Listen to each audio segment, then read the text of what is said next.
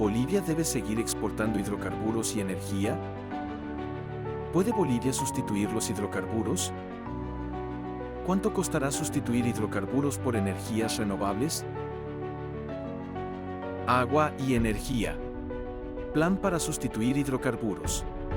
Es una respuesta desde la ingeniería a un problema de dimensiones mayores que la humanidad deberá resolver durante el siglo XXI. Aplicación a Bolivia.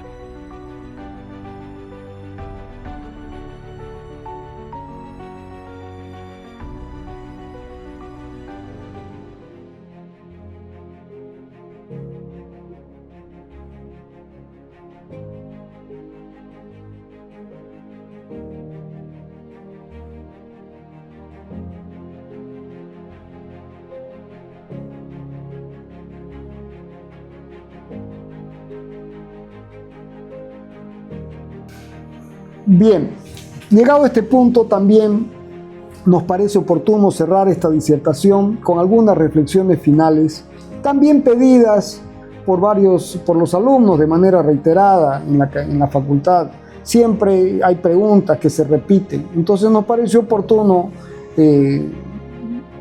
responder de manera tal que haya la extensión universitaria como la extensión académica, para que le llegue a todo el mundo también estas reflexiones, porque son útiles no solamente en el mundo académico, en el mundo de la facultad, sino también para la sociedad. Tiene que quedar claro que desde el punto de vista energético la globalización es inviable. No queda duda alguna de que hay una inviabilidad energética en la globalización, en ese modelo económico que no sé a quién se le ocurrió definir, pensar e implementar, porque está basado en una serie de hipótesis, supuestos, que es bueno mencionar. La hipótesis 1 es que existencia de combustible para el transporte de materias primas y mercancías terminadas, es decir, consideran que las materias primas y las materias terminadas pueden viajar por el planeta con combustible de costo cero y con combustible existente por siempre. Eso no es real. Esa es una hipótesis, es un supuesto. O sea, ¿qué es eso de que vamos a poner un ejemplo concreto, que sacamos el litio de Bolivia, lo llevamos a China, transportándolo, y allá lo van a convertir en baterías para después distribuirlo nuevamente? O sea, ¿qué sentido tiene? Bueno, de que la mano de obra, que la tecnología, que la minimización de los costos ambientales, está bien, pero bajo la hipótesis de que existe el combustible para que los barcos se paseen por los océanos. Bien, en esa hipótesis de que los barcos se pasean por los océanos, están la operatividad de ciertos pasos críticos. Uno de ellos es el Mar Rojo con el Canal de Suez. O sea, producto de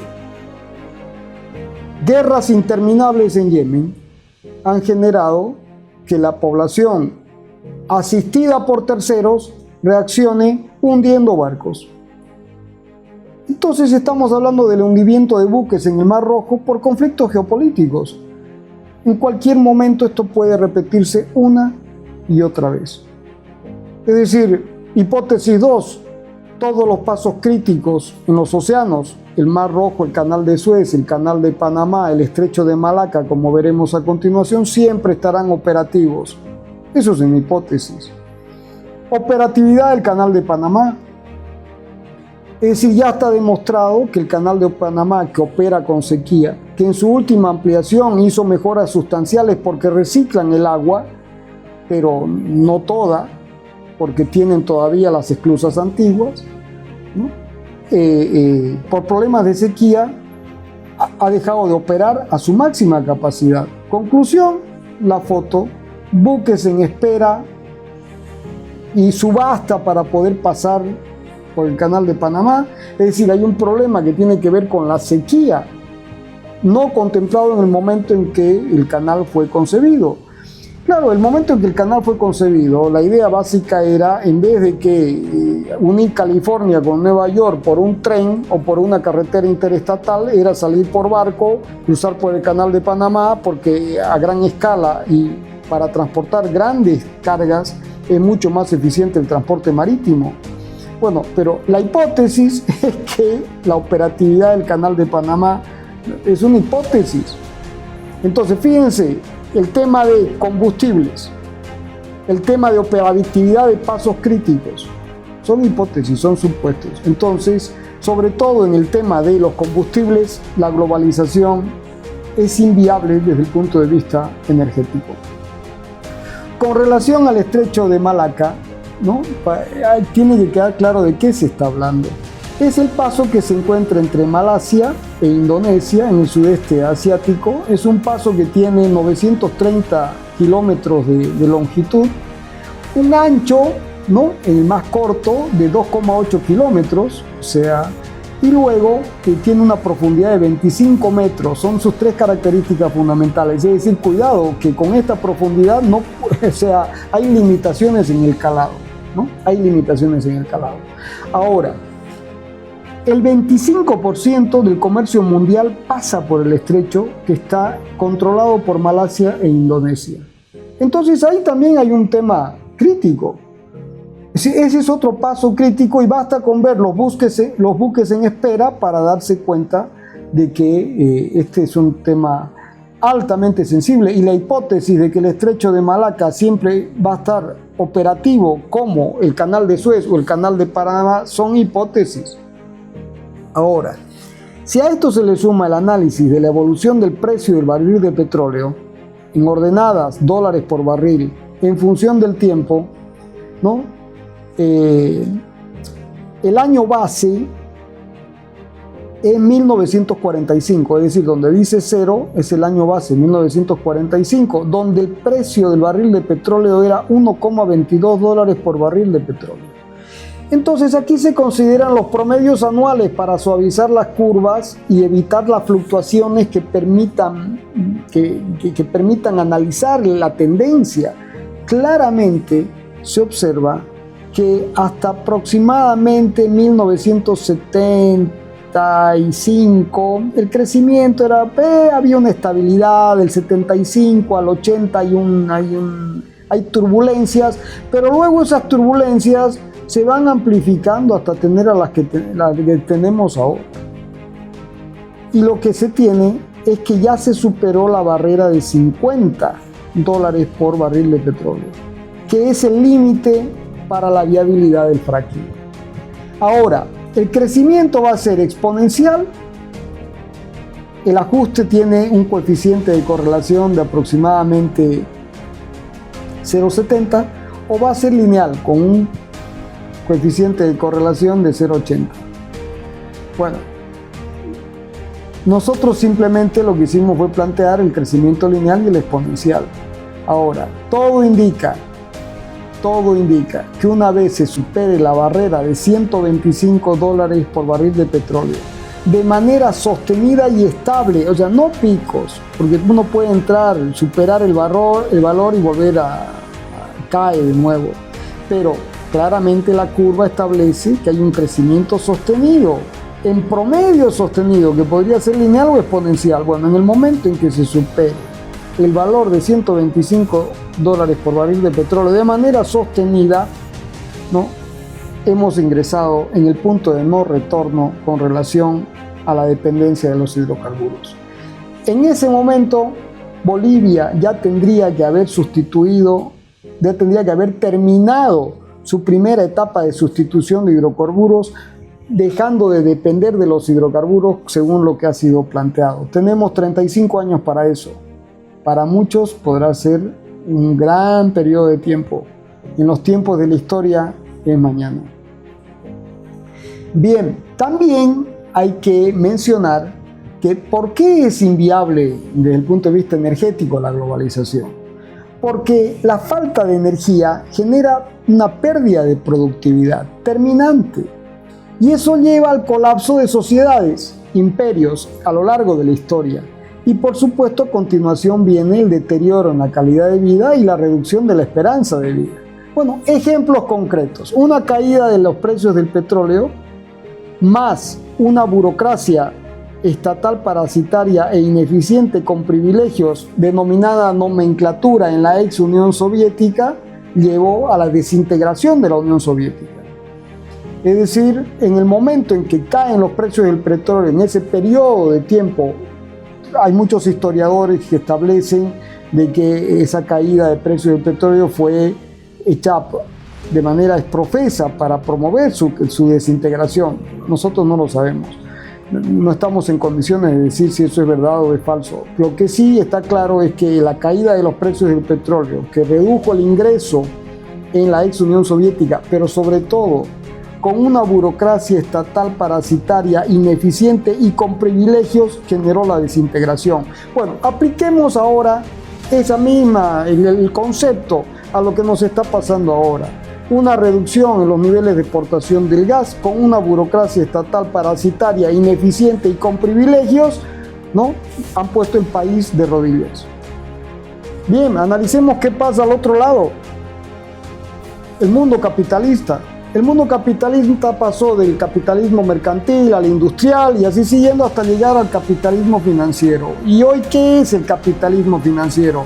Es una élite ineficiente, ignorante, basta con ver los dirigentes que se gastan, amoral, para no entrar en mayores consideraciones, y que han generado la desindustrialización de Occidente, de su propio pueblo, con un empobrecimiento de la clase media y la eliminación de un proletariado con sindicatos y demás para generar un precariado analfabeto comprensivo a través de las redes sociales. Bueno, es nuestra opinión. Y eso llevaría a un retorno a una nueva versión del feudalismo. Entonces, y hay la tercera vía. ¿Y qué pasará? ¿Qué camino va a seguir China, que es la potencia emergente? No, China no está sola. China está acompañada de las transnacionales que coexisten con el gobierno del Partido Comunista, van de la mano. Entonces, un gobierno autocrático que cree en la globalización, que es inviable desde el punto de vista energético, que succiona materias primas para mantener un modelo montado sobre la base del supuesto de que la energía, los combustibles existirán por siempre, ¿no? Entonces, ese gobierno autoritario vinculado a transnacionales globalistas, ¿cuánto tiempo van a durar? Se requiere un nuevo modelo, completamente diferente, basado en economías locales. Esa es nuestra reflexión. Entonces, esta es una oportunidad histórica para dar un salto tecnológico, volviendo al planteamiento inicial, agua y energía, plan para sustituir hidrocarburos. Como nunca, ahora el país requiere independencia intelectual. Desde la universidad estatal hay que luchar por la independencia intelectual, por desarrollar todos los temas tecnológicos posibles para no tener ninguna dependencia del exterior. Es utópico, pero ese es el objetivo. ¿Y cómo se plantea esa independencia? Con resistencia simétrica. El objetivo es resistir, pero no de manera frontal, porque eso no es posible, prácticamente es imposible, tiene que ser asimétrico. ¿Qué significa eso en la práctica? Buscando temas específicos donde el país pueda desarrollarse y ganar una ventaja. Vamos a poner un ejemplo de qué es la simetría. En el momento en que la ex Unión Soviética tenía que enfrentar a Estados Unidos en el desarrollo de portaaviones, se dieron cuenta que era imposible, porque a cada portaaviones había que oponerle un portaaviones, esa es resistencia simétrica. Entonces decidieron decir, esto es imposible, va a quebrar nuestra economía. Entonces decidieron desarrollar los misiles hipersónicos de manera que un misil hipersónico o dos misiles hipersónicos que cuestan miles de veces menos hunden un portaaviones.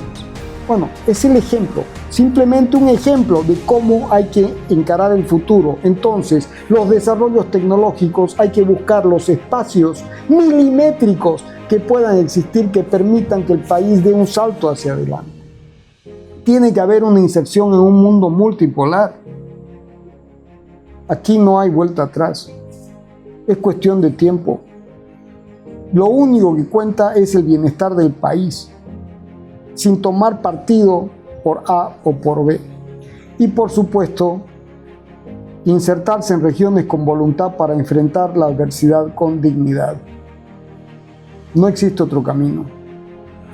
finalmente hay preguntas que los alumnos hacen de manera reiterada, y me pareció oportuno darle una respuesta. Especialización o formación básica integral.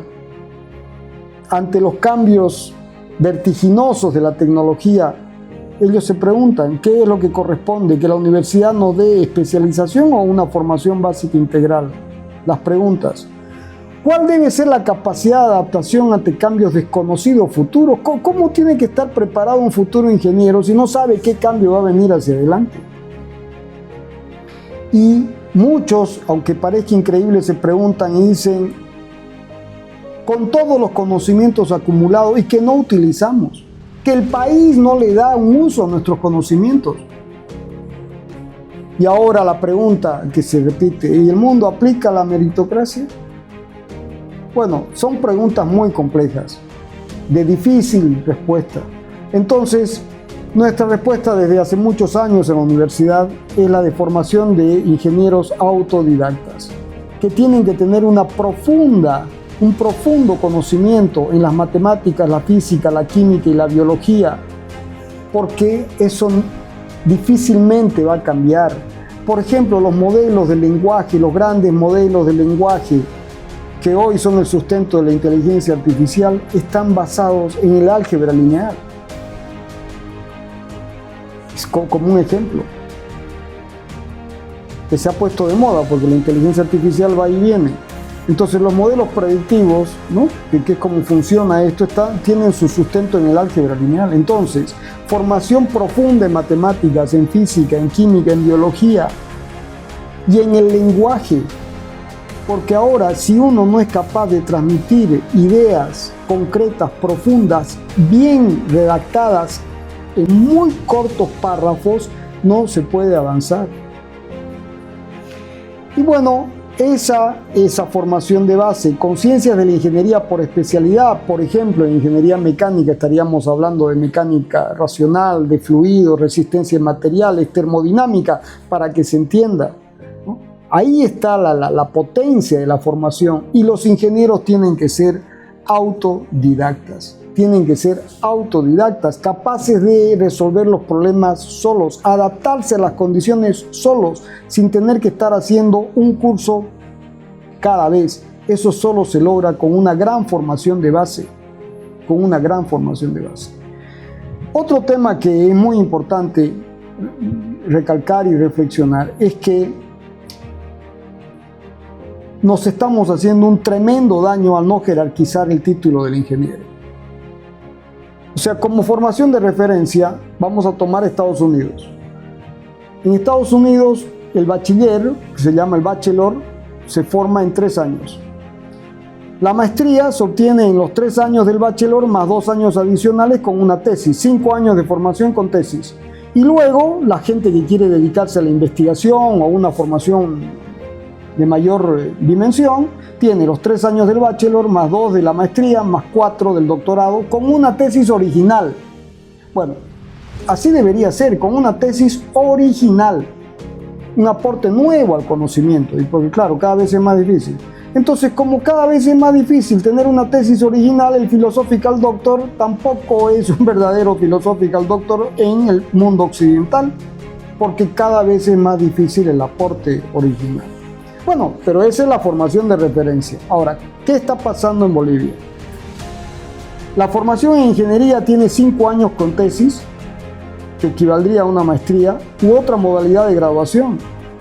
Y debido a las dificultades económicas, educativas, a nuestras limitaciones, el 30% se gradúa en más de 6 años en promedio.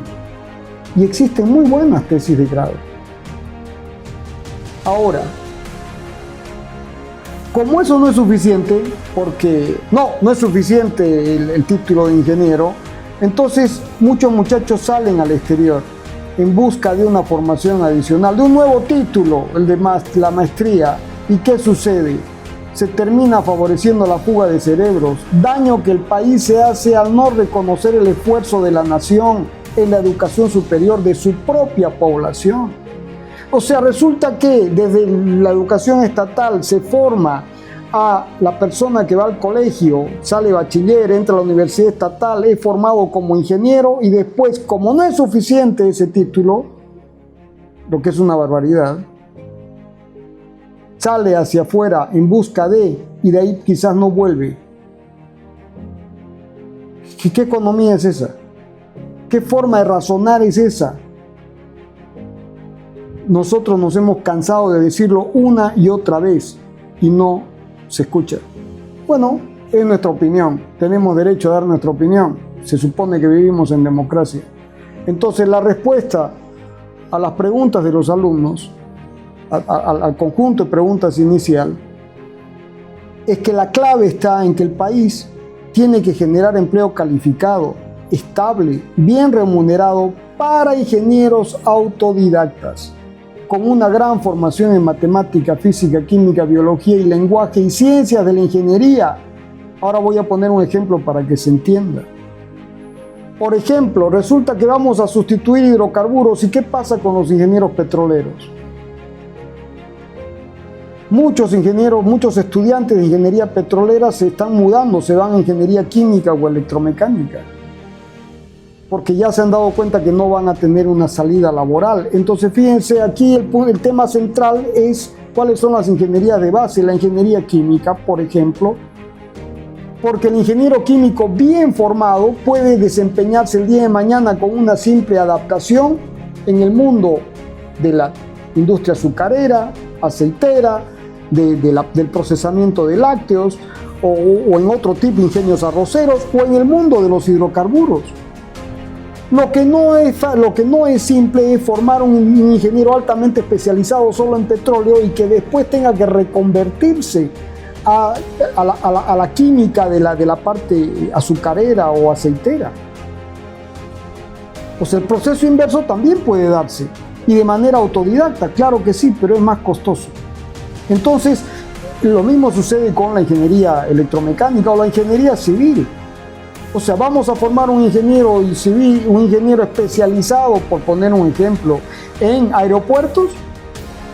No, un ingeniero civil de base que después del día de mañana puede evolucionar a carreteras de zonas llanas o carreteras de montaña o a ferrovías. Y resulta que ahora el planteamiento es ferrovías con trenes eléctricos, una integración de la ingeniería del transporte tradicional que estaba bajo control de la ingeniería civil con la electromecánica para la provisión de energía. Entonces, aquí la clave está en las formaciones de las ingenierías de base, de manera tal que la persona pueda adaptarse de manera directa, simple, rápida y de forma autodidacta. Por otro lado, el país tiene que promover pequeñas y medianas empresas especializadas que permitan que nuestros ingenieros que se titulan puedan formar sus propias empresas. Pequeñas empresas. Porque en un mundo donde la globalización cada vez se va a ir reduciendo, estamos hablando de los próximos 20, 30 años, se van a ir generando espacios para empresas pequeñas. Y tiene que garantizarse una movilidad social ascendente de manera continua. No como ha sucedido en el país durante los últimos años, donde ha habido una movilidad ascendente a base de subsidios. Eso en algún momento de inicio podrá estar bien, pero ahora el desafío es de que sea continuo y eso no puede ser en base a subsidios. La movilidad social ascendente de manera continua es en base a producción sostenible, a grandes niveles de productividad. El futuro es agua y energía, sustitución de hidrocarburos.